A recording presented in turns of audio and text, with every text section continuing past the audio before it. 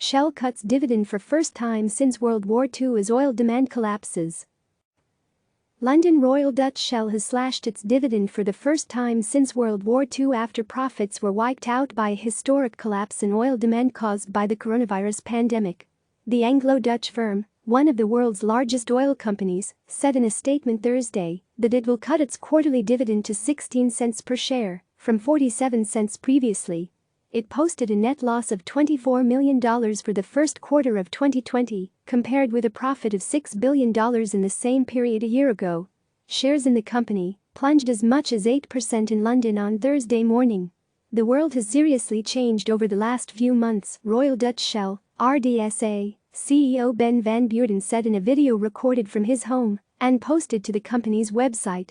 The global economic decline and uncertain outlook may have significant impacts on our profitability, cash flow and balance sheet, he added.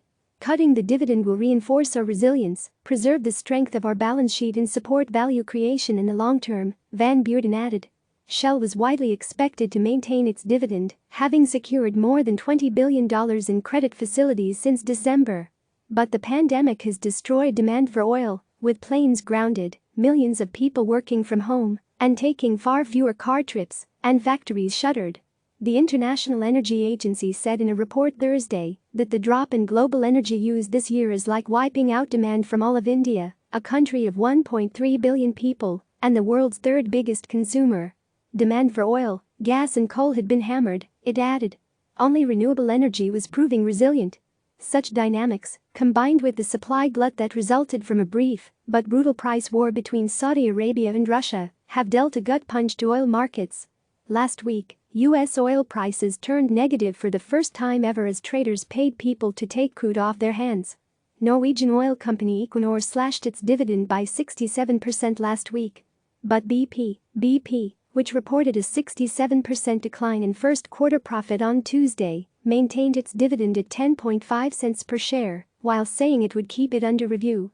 The decision to pay a dividend was based on the performance of the business in the first quarter, and subsequent decisions will be taken based on the context at that time, BP CEO Bernard Looney told analysts.